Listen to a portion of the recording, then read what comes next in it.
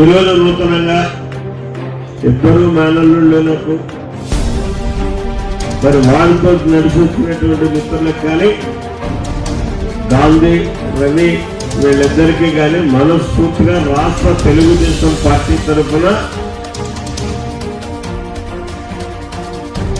తెలుగుదేశం పార్టీలోకి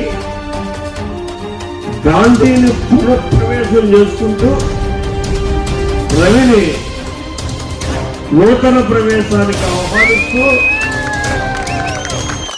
మరి వారితో ఉన్నటువంటి మిత్ర బృందాన్ని అందరినీ కూడా మనస్ఫూర్తిగా ఆహ్వానిస్తున్నానని చెప్పి మనం చేసుకుంటున్నాం. అయితే ఈరోజు ఎవరిని విమర్శించదలుచుకోలే, శుభకార్యం లేకపోతే ఇదే నడిబొడ్డు నుంచి మాట్లాడాల్సినటువంటి మాటలు ఉన్నాయి. ఆ టైం వస్తుంది, మాట్లాడతాం. ఈరోజు మాకు చాలా సంతోషంగా అనిపిస్తుంది. ఎందుకంటే గత కొద్ది రోజులుగా వైసీపీ బయటకు జరుగుతున్న ఈ కార్యక్రమాలు ఏవైతే ఉన్నాయో అవన్నీ కూడా మాకు ఏమి నచ్చట్లేదు. ఏ కార్యక్రమం చేద్దాం కూడా అన్నా కూడా మనకి సర్పంచులు కానీ ఎంపీసీలకు కానీ ఎటువంటి సహకారం కూడా లేదు ఈ వైఎస్ఆర్ పార్టీలో.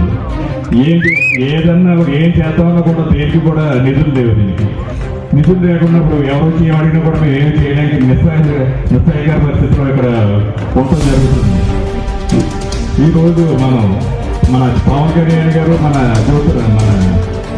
చంద్రబాబు నాయుడు గారు కలిసి ఎప్పుడు కలిసి ఒక సాగరం ఏ విధంగా అయినా సరే మనం ఈ గవర్నమెంట్ని ఓడించి మనం అందరూ కూడా చంద్రబాబు నాయుడు తెలుగుదేశం పార్టీని విజయం సాధించే విధంగా అందరూ కూడా గట్టిగా కృషి చేయాలని ఒకే మాట మీద ఉంది.